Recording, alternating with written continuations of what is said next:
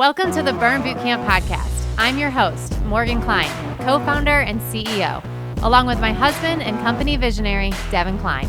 And together, with our amazing team, we are going to help you push past your limits, not just physically in our gyms, but right here, mentally, emotionally, and spiritually on the Burn Bootcamp podcast. Together, we will take on challenges and break through barriers to transform into the best possible version of ourselves. We are more than a gym. We are a community. Your community. Let's go, Burn Nation. Welcome back to the Burn Bootcamp podcast. We have an incredible guest with us today.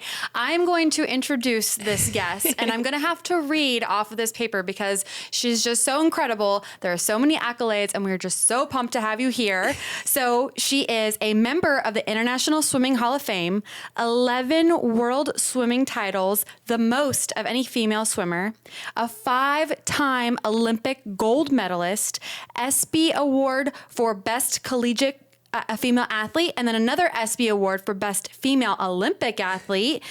It keeps going, guys. She's incredible. MVP of Cal Berkeley swim team. She's an NCAA national champion. She was Woman of the Year for Glamour magazine. She was Breakout Athlete of the Year for Sports Illustrated, and she's a USA Swimming Swimmer of the Year. Ladies and gentlemen, we have the one and only Missy Franklin in the house. Hi, everyone. Thank you so much for having me. We're so happy to have you here. We've been talking for a little bit now and just having this all kind of come together. And we'll get into that story of how this kind of organically and authentically happened. But we're going to get into your story. You're now a retired swimmer. Yes. You are a mom, a wife, a philanthropist. And she also, just a quick plug, she has her own podcast, Unfiltered Waters, which I have been listening to. And it's incredible if you want to just get to know. I told Missy when I walked in today, I'm like, I already feel like I'm your best friend because I've been listening to her podcast and just the way that she just speaks so just naturally, and you just feel like you already know her and love her. So she's as beautiful on the outside as she is on the inside. And then one of the really, really cool things, and we talk a lot about authenticity and how important that is to both of us, but she's also a member at Burn Bootcamp Bellevue. So shout out Bellevue. Ow, ow. Yes. And so just a quick setup, like many moms, you're struggling to find time in the day to dedicate to yourself. You're grateful for Child Watch, and you can bring your 3-year-old to camp with you. And then she also let us know when we were talking recently that your husband is also now joining you at camp, which is so great. It's amazing. It's amazing. Well, thank you so much, first off, for everything that you just said. That means the world to me. I'm so happy to be here with you guys. And I know we're going to talk way more about it, but I haven't been a part of Burn for long, but oh my gosh, the second I committed to this, I knew it was going to have a huge impact on my life, and I was just fully committed, and it already has, even in the short amount of time. So it has been amazing. It is becoming a family affair, which makes it even more special, and I am just so thankful and grateful for this community. No, I love that. And she actually just finished her first Burn Bootcamp live in person in our studio. So our podcast studio is in the same building as our Burn Bootcamp live where it's filmed. How are you feeling right now? Well, if you're watching, I was not laying out in the sun for 15 hours yesterday. I just finished ACON. So that is what happened. It was incredible. It was so hard, but I loved it. Doing a live workout here was amazing. I hadn't done any of the on-demand workouts yet, so that was so fun. I'm about to be traveling a ton this summer. It's an Olympic summer, and I am so thankful that I'm going to be able to have Burn when I'm traveling anywhere I go, and especially, oh my goodness, if they are workouts like that, I'm going to be set. What a way to get introduced to Burn on demand, Burn Bootcamp live. You crushed it. She was also in the mod up spot. So you just checked all the boxes. You're like, go big or go home. All of them. Which after reading all of this, that's the feels mentality. Like that's the mentality for Missy Franklin, right? We all know that about you. I was actually behind the scenes just watching her crush it on the floor. She was with Morgan Klein, who is our CEO and co-founder, and Victoria Cerisi, who's HR, our VP of HR, and then also Aaron, who is our brand director. Those were the 4 mods. And one thing that is really cool that you just kind of melted into the glue that is Burn Boot Camp and what we stand for, which makes sense coming from a team atmosphere. Like I heard you cheering on Morgan, like, you got this, let's go, like one more rep. Like when you get out there and you were working, like what does your mentality feel like? Was it just supernatural for you to like be back in that team atmosphere? Incredibly. And I mean, talk about an amazing group of women to work out with. And Coach Matt was obviously amazing, but that was actually one of the things I missed the most about swimming is, having to retire, being a part of the team was always my favorite part of the sport, and having those days where I needed extra encouragement and I was able to reach out to my teammates and be like, guys, I need it today. Like, encourage me, be there for me. And then the days I was able to do that for them when I knew they were struggling, to have them get to the wall and be like, all right, guys, we got one more, like, let's push, let's go. And just knowing you were never alone in doing that. And ever since I retired, I've of course still stayed really active, but I totally missed that team environment and those people that were there that made those workouts more than just a workout, that made it a community. And so when I found Burn and I found this community and how special it was, and I felt that encouragement, it's been incredible. Like I remember we did at Burn Boot Camp Bellevue, we did the Murph for Memorial Day, and our head trainer, Isabella, I literally would not have finished if it wasn't for her. Like my last 2 sets, she stayed with me and made me count my reps, every single reps. And it's just like, there's so much power in doing something together and knowing you're not alone. And I just know that feeling of, when you're in a really tough workout and someone just gives you that little bit like, hey, I'm with you, we got this. It can totally transform you. And so being able to bring that to Burn at home in Nashville, being able to bring it here, it does feel very natural. And I just love being back in that team element. It reminds me of, when you're reading a magazine, it's like stars are just like us, because I also feel that way. I'm like, yes, Missy, I feel that way too. Like we always say at Burn Boot Camp, like, you come for the workout, you stay for the community, and it's you versus you. And it's not we're not like, if I was on that, on the floating floor with you, we wouldn't be trying to compete against each other. We're competing like for ourselves, and we're pushing each other to do our best. And that's what Burn Boot Camp is all about. So before we get into like all the things Burn Boot Camp, because I want to know more about your journey as just an athlete first. So what was that defining moment? If we can start from the very beginning and let's just go through your whole story. When did you really first like have that feeling that swimming was your thing and you were going to commit to it? Yeah. So my career started very young. So I always preface that with like, all of our journeys are different, because I talk to a lot of young athletes and I'm like, listen, if you are not where I was at 12 years old, it's okay. This was my journey and this is the one I was meant to go on. But it did start very young. So my parents put me in everything growing up. I did every sport. I was always very into athletics, being a part of a team, and I loved a lot of different stuff. But swimming, I loved it. Like, it was that one thing that I would go in with a smile on my face and I would come out with an even bigger smile on my face. And I think my parents saw that and I knew that and felt that. And so that was really where I started to kind of put my focus and my attention, because I just wanted to do more of it. And so naturally, doing more of it, I got better at it. So I qualified for my first Olympic trials when I was 12. And I went there when I was 13 years old. Say that again, you were 12. I was 12. Wow. So I competed at Olympic trials for swimming in 2008, which was for the Beijing Games, and it was in Omaha. And of course I knew I wasn't going to make the team, but one of the coolest things about our sport is that it allows middle schoolers and high schoolers to be in the same pool, in the same area as the greatest in the world at what they do. And not a lot of other sports get that. So here I am in Olympic trials and I'm in the same warm-up pool as Michael Phelps and Natalie Coughlin and Ryan Lochte and Nathan Adrian and Katie Hoff. And I'm just like, oh my gosh, like what is happening? Like, yes, like full on, like have my little flip phone and I'm taking like stalker photos of them on the pool deck. And it was just a transformative experience for me, because I took it and instead of going, oh my gosh, what am I doing here? I was able to have the perspective of, no, I earned my spot here and I deserve to be here. And I get to see firsthand what it's like for someone to make an Olympic team. And getting to see the first world record get broken and seeing these Olympians when they touched the wall and their face when they saw that they had made the team, it was just so powerful for me. And so we left that meet, and I remember at 13, looking at my parents from the backseat of the car, because we drove from Denver. And I was like, in 4 years, I'm going to be 17 and I want to do everything I possibly can to give myself a shot at making the Olympic team. Like, I know I didn't have a shot this time. This was just an amazing learning experience, but now I have 4 years and I'm going to do everything I possibly can to come back and make this happen. And that was what we did. So you're 13 years old. I mean, when I was 13, I was, trying to figure out what color nail polish I was going to have. Oh, I was still debating that too. Don't worry. And here Missy Franklin is like committing to the Olympics and being a member of the Olympic team. So at 13, then what did you have to do to like train? Like, what did your training regimen look like? Talk us through like the whole process for those 4 years to set yourself up for success. Yeah, absolutely. So I talk a lot about goal setting and making a plan. And I think that's exactly what we did is you really have to break them down so you can have that amazing goal, right? For me, make an Olympic team. But if that was my only goal, there was going to be no way to track my progress over the next 4 years to make sure that I was doing what I was supposed to do to get there. Yeah. So we really broke it down step by step. I did that with my coach. My parents were very hands off in that this is your goal. Mm-hmm. So we're not the ones that are getting in the pool and swimming these laps for you. And so we're going to be here to support you and enable you in any way that we can. But we can't be the ones to motivate you, because this is you. This is your goal. You have to make it happen.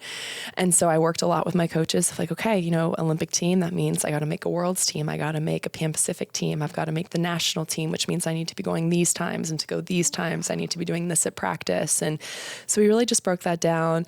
My swimming was, at that point, I was doing, at 13, 14, it slowly started to increase to where I was probably doing doubles. So practice in the morning, practice in the afternoon, 2 times a week. And then we always take Sundays off. All the other days were singles with dry land conditioning training. And as I got older, that turned into more weightlifting and what was going to be best for me in the water. But we kept balance. Mm-hmm. And I think that was super important. My parents understood, like, this is a unique situation. You are fighting to be at this elite level of sport at a very young age. Yeah. We as a family want to make sure that you stay 13, 14, 15, 16 years old in all of this, and that you're not kind of missing out on experiences that you're going to look back and be sad. Like, we want swimming to add to your life and not to take away from it. We don't want you to ever have resentment for this sport. So the training was a lot, but again, like I said, I loved it. Yeah. So it never really ever felt like a sacrifice, especially because we were keeping that great balance outside as well. So one of the things that immediately jumped in my head is like, did you go, like, what was your, I'm going to use air quotes if you're not watching, what was like regular life then? Because you're training for such a big moment, but then, your parents, which is so great, and I love that they wanted to still have, you experience what it was like to just be 13 through 16. Did you go to a regular school? Like, yeah. So all that was the same? All that was the same. Okay. Yep. So, and school was actually always a huge priority for me. So my mom and dad were always, education is first, because they understood that there would be a time when sports ends. Yep. And they wanted to make sure that I was going to be set up to go on to continue doing things that I wanted to do and was passionate about. So we were absolutely the household that if I was starting to feel overwhelmed or falling behind in school, I would stay home from practice to make sure that I was getting caught up. That was the expectation, was that you can be successful in both the pool and the classroom, and just communicate with your teachers, communicate with your parents. And so school was a huge priority for me. So that also added to the normalcy of just going to middle school, going to high school. And then, all the normal things. I mean, going to the mall and shopping with my girlfriends, going to outdoor country music concerts in Colorado, and there were some changes, like if there was a sleepover for a friend's birthday party, I would go for dinner and maybe stay, but then I would leave around 8:00 so I could go home and get some sleep before morning practice the next day. Yeah. So again, there was a little give and take there for sure, but it was always a balance that I was choosing for myself. I would be the one to make those decisions. And again, it never did feel like much of a sacrifice because I was so excited to be doing what I was doing. Did you go to prom and like homecomings? I did. You were able to I want it. So I am a dancer. Okay. So I was not about to miss any opportunity to do that. So actually I went to multiple proms and I would go to morning practice the next day. So there's this hysterical picture, because at that point we would have Saturdays off and we'd have morning workout on Sunday. And there's just this great picture of me after my senior prom, and we had everyone come back to our house, and oh my gosh, we were up and watching movies and eating pizza and all the fun stuff. And I think I got about 4 hours of sleep. Oh my gosh. And I went and did a 2-hour practice, and I found this pool noodle. And at the end of the practice, I literally was just like snuggling this pool noodle, like dying. And I'm like, you know what? It was so worth it. It was so worth it. I feel like those were defining like memories for you. Yes. Like, that's so great. And I also think it's truly incredible at that such a young age, you had just the mental toughness to like know to do both. Yeah. Like, because I think it's hard. And I've grown up with my dad raced professional race cars. And so he had to miss a lot of things just growing up. So I think just like hearing other athletes' stories, there are things that you have to miss to obviously do what you want to do. But then I think it's also cool that you were able to do both and do them both well. And to like, when you look back on like, you don't feel like you missed out. Like you feel like that's so props to you. And then also shout out to your parents. Oh, my parents are the best. Like shout out because that's incredible. So now like with your daughter, which we'll get into her a little bit later, but I think that you were set up for success. Now, if she finds the pool or whatever it is, like you now kind of have like a playbook, if you will, of absolutely how to do it, which is, as a parent, sometimes you just need that, like something to lean back on. Yes. And I'm so grateful. I mean, my parents just set the best example to me of just being there and being supportive. And I think something that they did that was incredible was they just included me in a lot of stuff, especially at that age. There was hard decisions to make and things to decide. They never made those for me. I mean, they included me in that conversation. They got my opinion. They got my input. And to be 12, 13, 14 years old and to have your parents come to you and be like, what do you think? Like, well, give us your thoughts and ideas. That gives you a huge sense of empowerment. And it also, I think, really starts to build the foundation of self-trust. And if you can kind of help, those, especially at that age, help to learn that. And exactly as you said, now being a mom myself, I'm just so thankful, of course, to still have them in my life, but for the example that they set for me. And I'm going to be definitely following the framework that they set. Yeah. So now you're 16 years old. Let's get back onto like your Olympic journey. So when did you then have to go for your first trials for the Olympics? Yeah. So Olympic trials for swimming is always very, very soon before the actual games. So it's always held about 4 to 5 weeks before the actual Olympics. So I had turned 17 and we were going back to Omaha for Olympic trials in June of 2012. And I had done exactly what I wanted to do. The prior years I had made with the national team. I had competed at my first Pan Pacific Championships. I competed at my first World Championships. I think I came back with 5 medals from my first Worlds. So that was like a very confident boosting me, of like, okay, I'm on this world stage and not only am I here, but I'm still performing the way that I want to. And then just quickly going back to the goals that you talked about before, are you mentally like thinking like check 100%. Yeah. Yes. Okay. Like we are on track. Keep doing what you're doing. This is it. We're on the path. And so I went into that Olympic trials in 2012 and I made my first Olympic team in 7 events. Wow. How many events in total? Yeah, I don't even know, to be honest. So 28 men and 28 women in the entire country make the team. Dang, guys. Yeah, so I made it in 4 individual and 3 relays. Wow. So there was definitely a moment of like, okay, that's a lot. Like maybe for my first Olympics, I could have done like 2 events. Yeah. Like I'm not sure I needed the whole 7. Again, go big or go home. Exactly. See the mentality. But I was so honored to be at that stage and to be now going on to represent my country in Olympic Games and representing my family and my team. And it's just, it was unbelievable. So I made that team and then we had a few days to go home and then we were on our way to London. That's so incredible. I remember being home and because obviously I follow the Olympics and I remember hearing just about you and you're just so inspiring to so many. So I just kind of, I felt myself go back in time when you were talking about your own story. And I remember hearing Missy Franklin, she's the best, right? So talk about then you had 4 Olympic gold medals at those games. Yeah. How does that feel? You got just talk us through the mentality of winning your first one and then just what happens after that from a mental game perspective. Yeah, for sure. So my first medal at that meet was actually my bronze and I got it in the 4x100 freestyle relay with my teammates. And I mean, that was my first Olympic medal. So that has such a place in my heart. And I think for a little context here too, USA Swimming has an incredibly long history and an incredibly decorated history. So we have been the best in the world for over 35 years when it comes to medal count at the Olympic Games. So we hold ourselves to a very high standard. So I think sometimes there's this misconception that like, you know, if it's not gold, it's not good enough. And I think that's something a lot of us are really trying to break down of like, you know, obviously gold is great and we love that. But like silver and bronze, to be on a podium, to get a medal at an Olympic Games is an unbelievable accomplishment no matter what. And so we're kind of working on making sure these athletes recognize that we see what they're doing is phenomenal and not kind of superimposing our expectations onto them. But so I was so happy with that first bronze. And then I won my first gold in the 100-back. And then we won it in the 4x200 freestyle relay. I got my third gold in the 200-back when I broke the world record as well.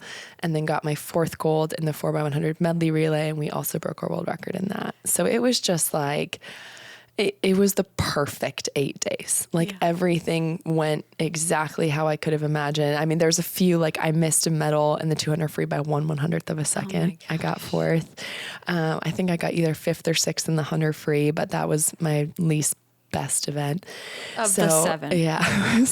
I was just happy to be in finals for that. So it was perfect. Let's not forget, I also got 2 tweets, one from Justin Bieber and one from Taylor Swift. Oh my goodness. Which is never on the accolades list. So I always make sure to add that. For sure. It was amazing. I mean, I'm 17 years old and all of this is happening. So it was just such a dream come true. But at the time too, like I genuinely was just having fun.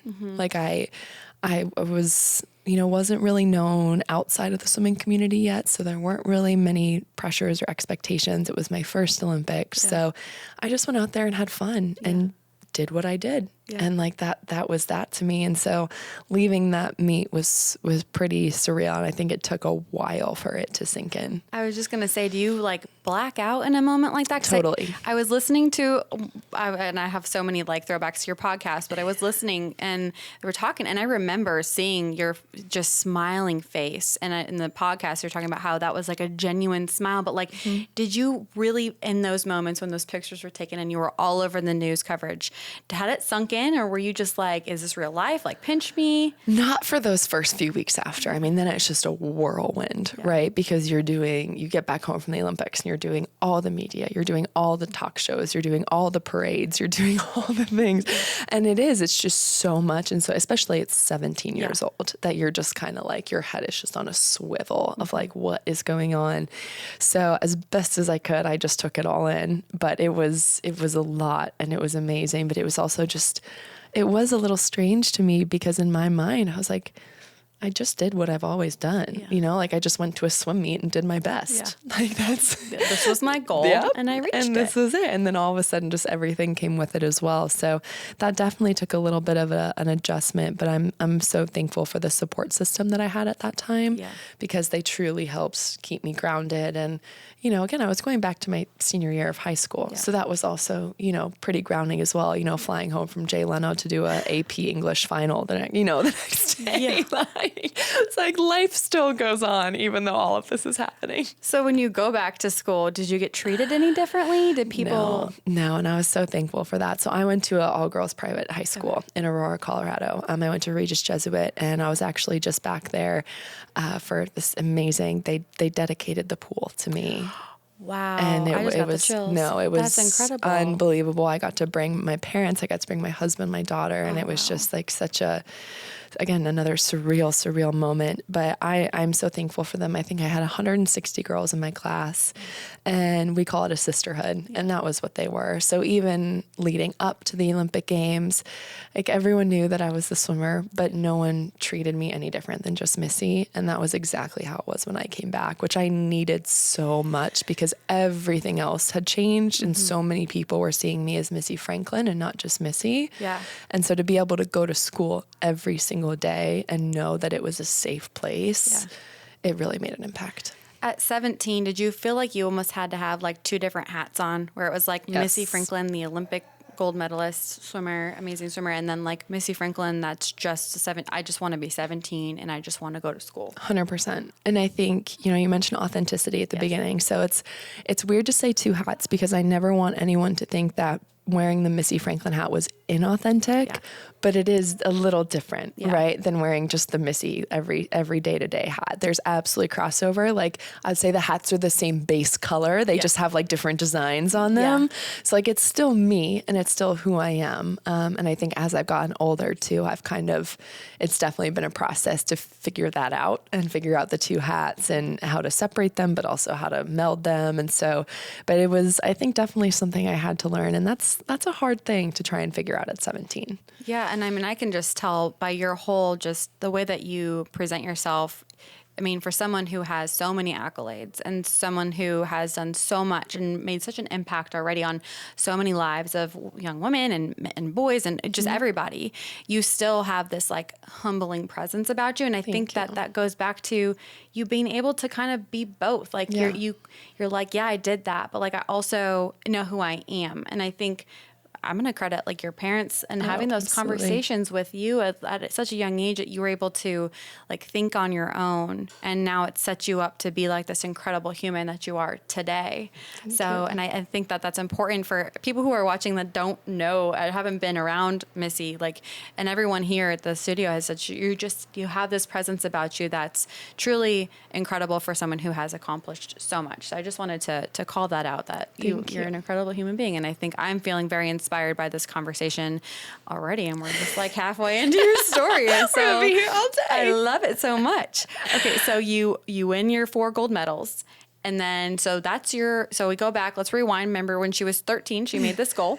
So she accomplished the goal. So now what's the next goal for Missy? Yeah. So I think big thing coming off of London was I didn't want people to think I was a one-hit wonder. Yes. So I actually came off that meet incredibly motivated. It wasn't like, okay, I've done it, accomplished the goal. Like, now I can sit back and relax a little bit. I think I took like 2-3 weeks off. Okay. And then I was like, all right, we got Worlds. Like, we've got Worlds next summer and I want to crush. Like, I know how great it feels. And so same, I mean, didn't really do anything different. We approached that next year just like we would anything else. And I went on and I won 6 world titles at World Championships in the summer of 2013. Wow. So that was a pretty special way to kind of end out that sort of season of my life before I was going on to start swimming collegiately and leave Colorado and start training at Cal. So it was special. It was definitely, that was a big transition for me, and then started competing collegiately, which was something I really wanted to do. We did not have name, image, likeness at the time. So I did have to remain an amateur athlete. So I didn't take any money. I wasn't able to sign with any sponsors, wasn't allowed to have any kind of representation.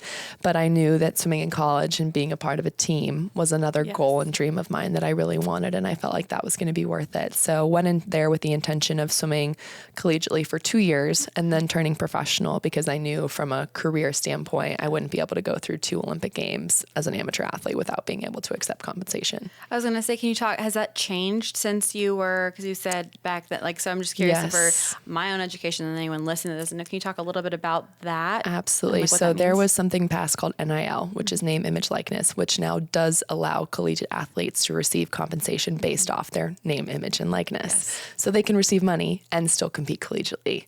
That was not around when I was competing. So I could not accept any money. We were able to get medal money in London, but this was before we actually got taxed. Oh my God. Medal money. You got taxed? So I had to pay about $75,000 in taxes on my Olympic medals. Obama ended up getting rid of that. So that's no longer there. Wow. But now there's also the NIL in place, so which I think is incredibly necessary, because these collegiate athletes, they deserve, I mean, they put in so much work, and they deserve to be able to make money off of what it is they're putting in and what it is they're accomplishing. They should not have to wait until their collegiate careers. We won't go down. There's actually a lawsuit now that is, they've put billions of dollars in place to actually pay collegiate athletes that were not a part of NIL, but I think it only goes back to 2016. But it's very necessary, and I'm so thankful. You know, I'm a true believer that everything happens for a reason. Yes. And I was on that path, and I'm so thankful for the time I had swimming collegiately. And then turning professional, I think changed a lot for me. So that was getting me ready for the 2016 Olympic Games in Rio. And I don't think a lot of people talk about what happens from a mental and emotional standpoint when your passion all of a sudden becomes your job. Yes. And then I'm also going into it now, not the rookie, not, the naive 17-year-olds. People know who I am. They know what I'm capable of. There's like and expectations. I'm starting to feel the expectations and pressure. So talk through that a little bit, because I know I did, again, listen to your podcast. I feel like I know a little bit about this, but would love to know how did you kind of realize that you were feeling that pressure? And then did you do anything immediately to like help yourself, or did it take you a little bit to kind of find that help to get that balance back? Yeah, it took me way too long. And I think that's kind of the double-edged sword of elite athlete mentality and even just tough people mentality is you kind of have this like, I can do it myself. Yeah. I can do it myself. Yeah, I'll figure this out. I'll do it myself. And what kind of keyed me in was my mental health just started to deteriorate because all that balance that we talked about that I had was gone. It was just, I have to train every second, every minute, every day. I can't have anything distracting me. Like, this is my whole life because now I'm getting ready and expected to go and win 5 gold medals, 6 gold medals, break world records, better than I've ever been. And the pressure of that, I think the way I describe it is for the first time in my life, I stopped swimming out of love for the sport and started swimming out of fear of disappointing people. Yeah. And when that shift happens, it takes such a toll on you. And when it takes a toll on you mentally, it's going to take a toll on you physically. So I was training as hard as I ever had been. I was training the best I ever had been. And then I would go to compete and it just wasn't there. And so that was just crushing that entire year. And then I got injured a couple months right before trials. And so I think it was after that injury where I hurt my shoulders. It was, I believe, in April of 2016 that I finally sat down with my coaches and I was like, things are not good. Do you think that a lot of it had to do with where you were at mentally? Like, because you weren't your mental game, like you said, your training was there. Yeah. But how much, I guess, looking back and maybe in the moment, did you think that played a big role in just your performance? Absolutely. Of course. And that's another thing I tell young athletes all the time is you can be in peak physical shape. Like, you can be the strongest you've ever been. If you're not strong up there, none of that is going to matter. Yeah. And bringing it back to burn for a second, I mean, that's one of the reasons why I love it so much. It's because you have those moments where you don't know if you can do it. Like, these workouts are so tough and they're so hard and you don't know what you're capable of. Yeah. And then you do it. Yeah. And I think every single time there's a moment in your life where you don't know if you're capable of overcoming something and you do, that gives you so much confidence, so much trust, so much faith in yourself. And then you take that from the floor at Burn and you apply that into every single area of your life. And I don't know where else you can get that. And so to be able to have that every day when you go in, like I was telling Matt, yesterday was leg day and I picked a weight for my weighted wall sit and my trainer, Connor, came over and literally put double that weight on and I did it fine. Yeah. But like, I would have never even known I was capable of doing something like that. A, without the teamwork push, but also just being in an environment like that. So I think making sure that you are taking care of yourself mentally and emotionally, it's so crucial. And recognizing that asking for help is not a sign of weakness. It's actually the strongest and most courageous thing you can do, and getting the help that you need. So at that point, it was just like slapping a Band-Aid on when I needed stitches. Like, there was so much to do there, but trials was 2 months away. So there was only so much we could do with my injury. There was only so much we could do from the mental health perspective, but did somehow, by the grace of God, manage to make a second Olympic team and go to Rio. And then at Rio, talk us through how you were feeling at Rio, like mentally, because you just went through all of this. Was it Rio that they were calling you the female Michael Phelps? Yeah. I also heard that, and I couldn't even imagine having all of that pressure, and you have to show up and you're smiling still. Yeah. Because you don't want anyone to probably, really understand or see maybe what you're feeling on the inside, because you have to show up feeling confident, to show up because you're there to win, right? Yep. And you don't want to give any of your competitors a advantage of like, oh, she seems off. She doesn't seem like herself. So yeah. And so you're not allowed to talk about any of that stuff. So I wasn't allowed to talk about my injury, so Rio was really tough. So like no one knew that you were injured? No. Okay. Because I mean, think about it, right? You're not going to promote to the world right before you go to a competition, oh, I'm hurt, because all that does is give your competitors a leg up. Yeah. If they think now they're going to practice every day going, oh, Missy's hurt, like this is my chance, this is my time. Now that you say that, it makes a lot of sense, but I guess I was like, maybe everyone knew, but no, you had to keep it. And so that's another thing too I love to talk about, because I think sometimes like if athletes don't perform and then afterwards they talk about an injury, sometimes people are like, oh, that's just an excuse.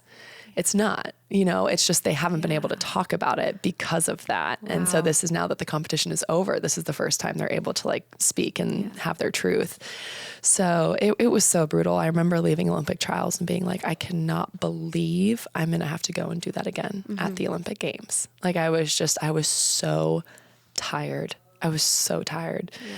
And I knew we only had a certain amount of time to turn around and get ready. So it was like the complete opposite of London. I mean, I didn't make a single final. It was so disappointing for me personally. I was giving 150% effort and was just falling so far short. But I was giving 150% effort. And I remember so many different moments, but a lot of them being, I was an inspiration and success in London, and I was able to win gold medals and inspire people in that way. But there's not a lot of opportunities to be an inspiration and disappointment. So, I have a chance now to have little boys and little girls watching me and actually be the person I've said I always want to be in defeat. Yeah. So, being a good sports person, not making excuses, still showing up for my teammates, because it's not about me. Yeah. It's not.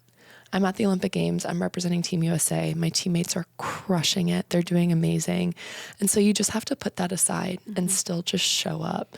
And I was able to do that. And so it took a long time to recover from Rio, a long, long time. But with just perspective and healing, I'm so proud of how I handled myself during those 8 days. And it's some of the moments I'm most proud of myself my entire career. That's incredible for you to say that. And I think also just hearing your whole story and just thinking about, if I'm putting myself in your position, the mental toughness that it took, because you're already feeling the mental health ways of, now your passion turned into your job and just battling that.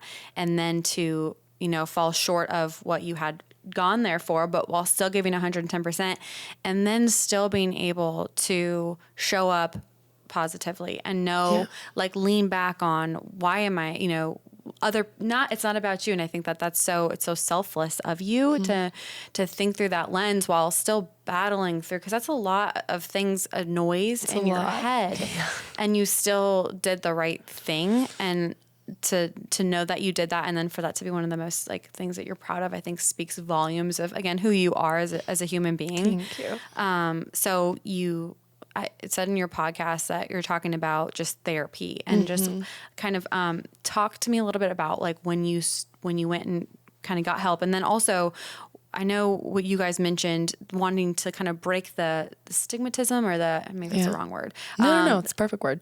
For around having help around those situations. Yeah, especially for athletes. And I think it's amazing. We're living in an era where mental health, we're really breaking down those walls. And especially for athletes, which I think is amazing being in that space. But it's all thanks to Michael Phelps and Naomi Osaka and Simone Biles. These athletes that are out there that are like, guys, like we're people too. And we feel things and we feel this pressure. We feel these expectations, and it's so heavy and it's so much. And so it's something that Katie and I really do try to talk a lot about on our podcast, is bringing these athletes on and sharing their stories of not just the highs and the success and how wonderful it feels, but also the lows and the times they've really had to push and struggle. And so many of the athletes that we have on are actively seeing therapists or sports psychologists. And I think there's just this really deep understanding now of, just like I said, you have to train the mental just as much as you're training the physical, and you have to be healthy and happy to really be at your best. Yeah. And that's like my saying that I'm known for, is that happy swimmers are fast swimmers. Yeah. And I just think that that's true of life. Yeah. You know, like happy burn goers are strong burn goers. Like, it's just like, if you're happy to be there every day, you're just gonna work harder and you're gonna feel more fulfilled when you're doing it. So yeah, I got home from Rio and immediately I had been seeing a sports psychologist before that, but got into therapy, which was so helpful. I still see a therapist today. She's the best. And, you know, I just find that it's a time that I just look forward to so much, to just be so real and so vulnerable. And I'm so thankful. I also have so many friendships in my life now where they're all like my personal therapists. Like you just, I'm realizing more again, as I get older, the importance of having the people in your life that you can show up exactly as you are. Yes. And there's no facade. There's no putting on a face. It's just you. And I think that there's so much power in that. So it's definitely been a journey, and there's still ups and downs. Like mental health, it's just like physical health. It's not linear. It's not like you're just going to keep getting stronger every single day for the rest of your life. Like there's going to be periods and there's going to be seasons where it maybe has to be pushed back and it may not be able to be the priority, and that's okay. And same with mental health. You know, there's going to be times where maybe it hits you really hard again and it feels like you're taking steps back, but in reality, it's just an opportunity for you to use the tools that you've already gained and then get new ones, so that when it hits again in the future, you can just continue to grow your own ability to get through hard things. I love all of the words that you just said, and it's something that I've focused on a lot. I mean, and we'll talk about just Burn Boot Camp and this idea of mental health and physical strength, because we talk a lot about it at Burn, but something that I've been more aware of is self-awareness. And I think having that self-awareness, which I don't know if everyone, if you're a professional athlete, I'm just assuming that you have more self-awareness earlier on, because of all the things that you said at 12. I definitely did not feel the same way at 12 that you did. And so I think like having the self-awareness of when to prioritize is so important. And I think that that's where, and it doesn't have to be Burn. It doesn't have to be, you know, being an Olympic gold medalist, to like just find something that helps you have that self-awareness. Like I feel like if you're listening right now and you don't know, you know, you don't have that self-awareness of your mental health, I think it's so important to find whatever the outlet is, even if it's just going to your friend and having them listen. I think that that's for people, again, who struggle, because I know I've struggled with mental health, and I feel like the majority of people do, especially moms, which I want to get into. Actually, something that you said was when you were transitioning to retirement, one of the things that you said was you kind of were, you didn't know what your identity was going to be. And I think that that resonates a lot with people who are listening, and me especially, as I turned into, when I had my first child, that mom title, I was like, who am I now? Can you talk a little bit about that transition from being that, you know, professional athlete to then retirement, and like what that kind of looked like for you from a journey perspective? Totally. So it's really, really tough. And there's just not a lot of resources out there for athletes. And it doesn't even have to be at that Olympic elite level. I mean, it can be a high school athlete going to college and not playing their sport anymore. It can be a collegiate athlete that finishes their 4 years and is going on. Like it's dramatic, but it truly kind of feels like a death, because this thing has been a part of you for so long. And then all of a sudden it's gone. And it's not like this kind of slow ease out transition. It's like, no, like one day you're an Olympic athlete, a swimmer, and the next day you'll always be an Olympic athlete, but like you're not. Like this part of you is gone.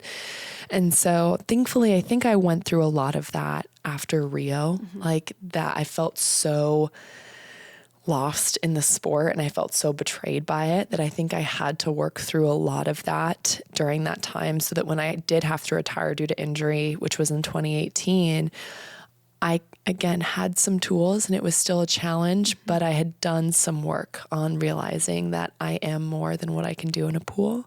I have more to offer the world than swimming backstroke. And it just also paired beautifully. I think just God knew that I needed it with beautiful things that were happening in my life at the time, like getting engaged and recognizing this beautiful future that I still had laid out for me. And, you know, that God still had so much more in store, even though it felt like it's hard to compare to what had been accomplished at that point in my life already, but just trusting that there was more and that it was going to be beautiful and that I still had that purpose in front of me. So it was a really tough transition, but as I've talked about before, my dream job my entire life has been being a mom. Yeah.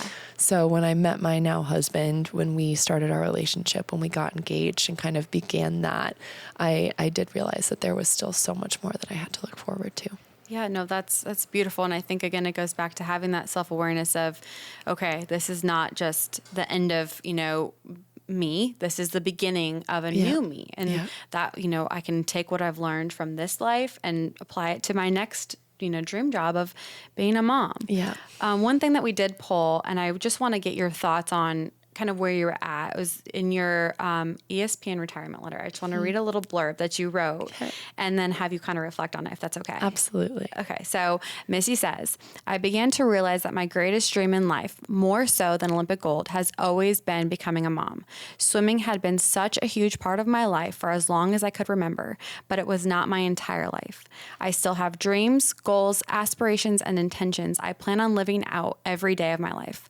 I will never be able to express in words how grateful I am for swimming, for the places it has taken me, the lessons it has taught me, and most importantly, the people it has brought into my life. So we kind of just hit on that, but I feel like if you could sum up what you're feeling then and then kind of how you feel now, just reflecting back on that. Yeah. I mean, I feel like now I just feel like that times 10, just with even more perspective, it's just so grateful for my sport. And what it gave me and the places it took me and the people it brought me. Looking back, of course, that the accolades I'm so honored to have, but there's so much around that swimming gave me that made me who I am. And I feel like preparing me so much because, in becoming a wife and becoming a mom, those are two major pieces of identity. Yeah. And because of what I had learned through swimming, I think I've been able to work on and recognize the importance of balance, of not just keeping my identity fully as a mom or fully as a wife, but also keeping that Missy there, and having that time and space for myself as well, so that I can be the best wife I can be, so that I can be the best mom I can be, but also continue to do things that matter to me and that I feel like are making an impact and making a difference in the world. Because that's also the kind of role model I want to be for my husband and for my daughter. I know that both of them are that kind of role model. All right. I mean, my daughter's 2 and she's my greatest hero along with my husband. So it's it's just, I want to make them proud. And so it's definitely that balance, but I'm so grateful because I think I kind of, as we mentioned, I have that all-in mentality. So I think it would have been very easy for me to dive into wifehood or motherhood and just be like, okay, this is it. This is who I am. Yeah. Where swimming was it's a huge, huge part of who you are. Yep. But it's not the entirety of who you are. Yeah. I think also now I'm just going back into mental health. And I know you've mentioned this to us before, is just how much fitness plays a role in your mental health. Yeah. Can you talk now? I mean, obviously you're not a professional swimmer anymore, but you still clearly prioritize your fitness. What does that look like now for you? Because I'm sure it's different. You're not training for the Olympic Games anymore, but you still prioritize that. And can you give us a little bit about the why there? Yeah. I mean, burn kind of makes me feel like I'm still training for the Olympics. No, there's a huge why. I mean, it's just like you said, for me personally, I have learned that fitness and moving my body has a critical impact on my mental health. Critical. If I don't get it in, I can tell. It really impacts my mood. It impacts my day. So that's something, my husband is the same way. So that's one of our non-negotiables, right? Is to take care of ourselves, to be the best version. We have to get that movement in. It's going to look different every day, right? Especially having young kids. It's going to look different. So giving yourself the grace to understand that not every day is going to be ACON and dying. Some days it might be getting on a walk with the stroller. It's just, but making sure that you have that little bit of time for you. Sometimes it includes your kids. Sometimes it's separate, but it's so critical to my mental health because I just feel like for us, wellness and eating foods that we love that are good for us and introducing our daughters to those and getting good sleep and staying hydrated. There's so many things. It's all so encompassing, but we know it makes us better as people. It makes us better as parents. And therefore we're able to be proud of how we're showing up for our daughter every single day. And that's also the kind of example we want to set for her. I was just going to say, and you're setting a great example for her to see that you can, you have to prioritize that, and you can't just assume it's going to happen if you don't make plans to work out or, make sure that you're getting enough sleep or eating right. It's easy for it not to happen because I'm a busy mom, you're a busy mom. It's just life happens. Yep. And I think it's also important because it's not always that we're setting ourselves up to succeed in the Olympics. Like I think there's challenging times in your life where you need that reminder of, and for me, this is a lot of my journey at Burn and why, Burn has changed me is doing the hard things, kind of going back to what you said earlier in the conversation about doing those hard things on the floating floor, because that's one of my favorite things about what I hear from Burn Boot Camp members. And again, from myself is, they did a box jump for the first time and they were able to have the confidence to then go crush a job interview and that they landed, so it's things that you can do on the floating floor. That's just a reminder of how strong you can be outside. And I think, again, going back to us having kids and them seeing us do those hard things, show, even if it's just going for a walk, like there are so many times when, moving your body is so important that just getting out and moving. And sometimes that's a lot, and that's okay. But you just do it and you feel better afterwards. Physics. It's legitimately physics. Is that an object in motion stays in motion, an object in rest stays at rest. Sometimes the hardest thing to do is just get up and get moving. But once you do, you're going to gain that momentum. You're going to gain that perspective, and it's just going to get easier from there. But it's just starting. That's the hardest part. Yeah. So I guess kind of wrapping it now to Burn. Talk to me about your first camp. Yes. When you first found out about Burn Boot Camp. Oh my gosh. So we were visiting my brother and sister-in-law in Alpharetta, Georgia. And my sister-in-law, Lauren, asked if I wanted to go work out at the gym she was going to. And I'm the kind of like, I will do anything. Like if you ask me to come do something with you, I'm like, absolutely, let's do it. And so my first one was at Burn Boot Camp in Cumming, Georgia. And it was arm day. So like, what a day to start with. And we went in and I loved it.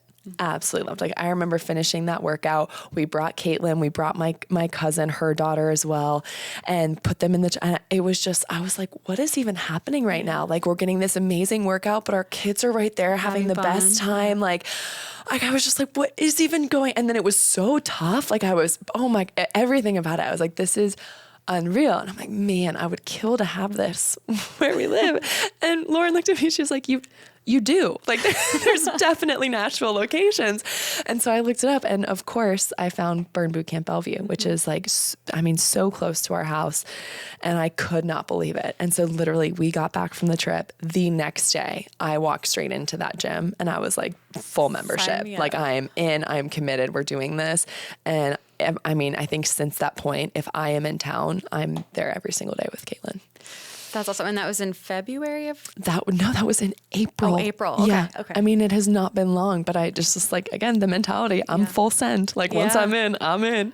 And so, we visited them first week of April. So I think I joined Bellevue like the second week of April, and I'm obsessed. That's awesome. So your favorite protocol is arm day? Arm day. Yeah. Yep. Arm day is my favorite. Leg day is growing on me. Okay. And then I'm one of those total wackos that loves core. So core and conditioning. You do love a core day. Yeah, great. That's so fun. That's actually, I love all of our protocols, but that's one of my least favorite. Yeah, it's totally hit or miss. It's like pineapple on pizza. You either love core or you hate it. That's so true. That's so true. And then your husband now is going with you. Yes. So do you guys go to the same camp times? We go to different camp times because of his work schedule, unless it's a weekend, which is really fun when we get to go together. Yes. So like we did the Memorial Day workout together, which was amazing.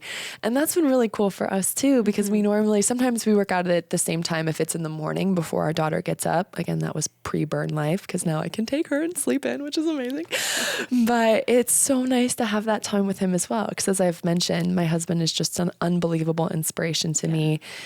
People kind of laugh when I say this, but it's genuinely the truth. he is the greatest athlete I've ever known. Like, he is so talented. He's so good at everything that he does. His work ethic and his mindset, like, blow me away, absolutely blow me away. So I love the opportunity to get to work with him and to get to see him work and to be inspired by him and be pushed and motivated by him. So getting to do something like this together has just been amazing and so fun. And then, of course, to bring Kate for all of it too is like the best. Do you guys find each other, like, if you go to different camp times, you're like, man, what did you think about that? Like that workout today? Oh, totally. Because I'll go at like either the 8:30 or the 9:30, and then he won't be able to go to the 4 or 5 until after work. But so I'll go in the morning and I'll text him and I'll be like, you have to go. You can't miss this. It was so good today. You need to go. And then, you know, he'll get home and we'll be like, what about that? Wasn't that so hard? But that move was so cool. Did you like that? Yes. I love when, because my husband and I do the same thing. And then I also love when I hear just couples talk about that. Yeah. And it's such a bonding moment. Cause I mean, you're moving your body, it's healthy, and then you get to bond over it. Exactly. It's so fun. It's just nice. Like, again, I think athletics just has such a parallel. So it's like you put work in together on the floating floor. Mm-hmm. You put work in together for your marriage. Yep. You put work in together for your family. Like, it's just all tools and ways to continue to build an amazing foundation that's just going to apply into so many different areas of your life. Yeah. And I think, you know, for the longest time, Burn Boot Camp was, I don't know if you know this, but our initial tagline in 2012, when we first launched or opened, was a fit community of moms.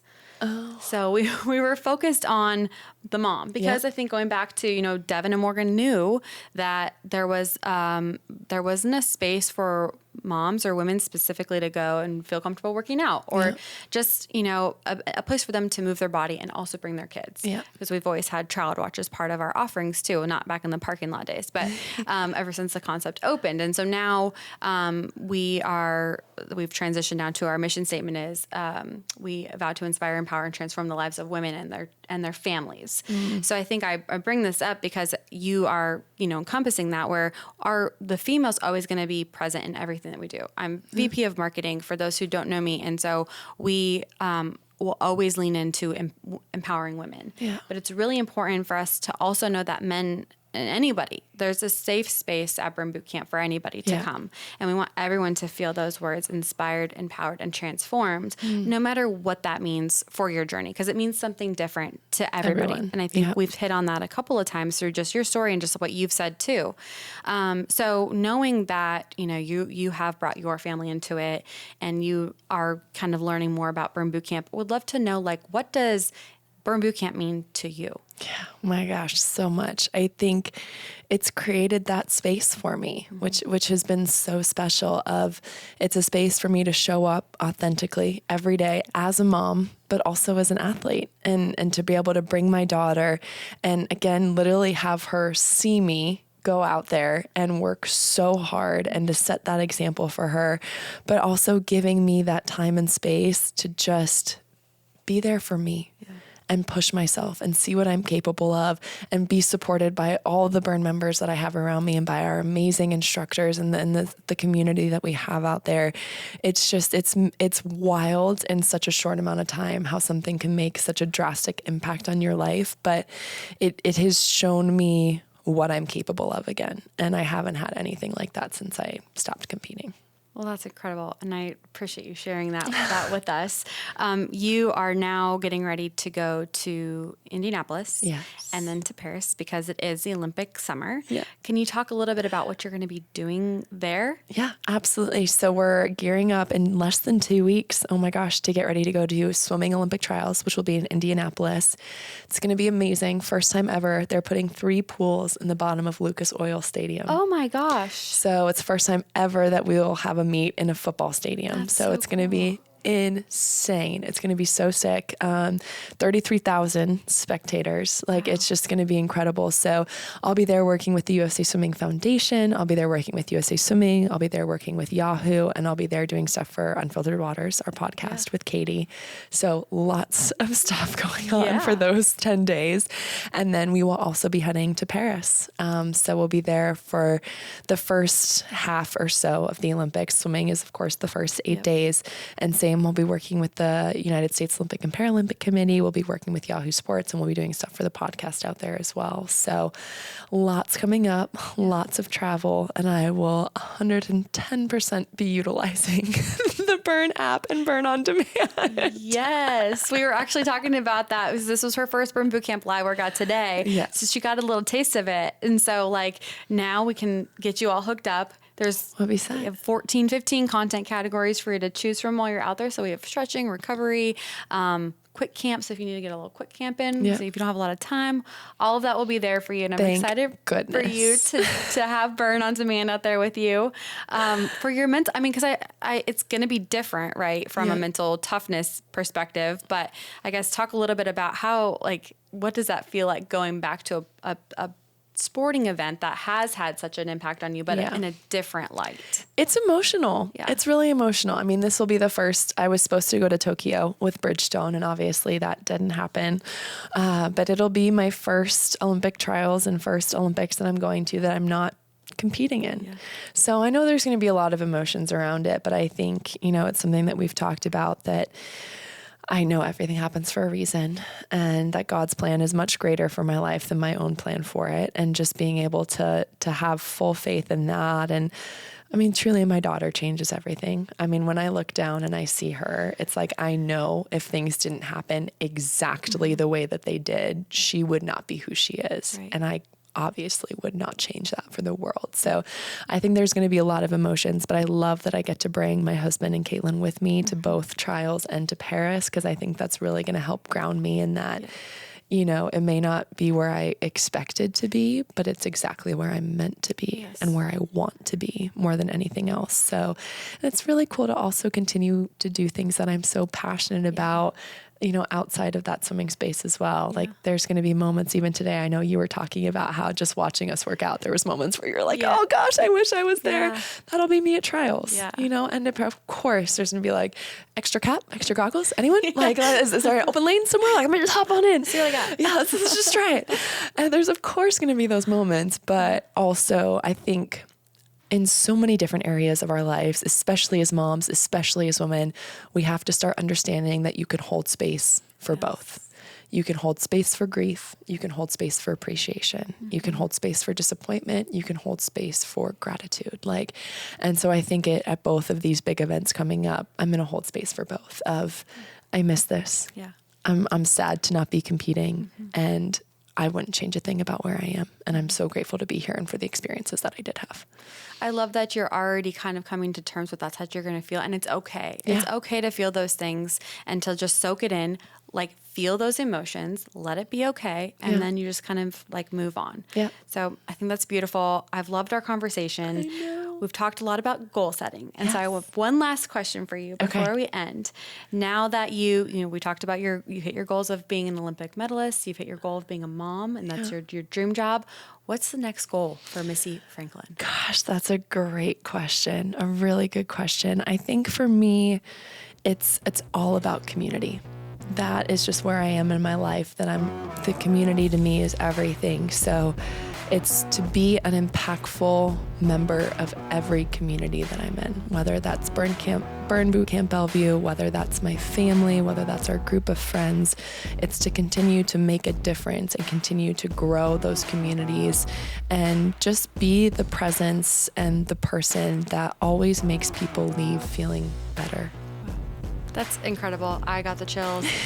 Any community that has Missy Franklin involved in it is a very lucky community. I'm lucky to have met you and know you and have you part of our Burn Bootcamp community. So we're going to end this podcast like we end camp. 2 claps on 2? Do you know how to do it? Yes, I do. Can you take us out, Missy? Yes. All right, we're going to end this podcast 2 claps on 2. 1, 2. Crushed it. Thank you. Thank you so much.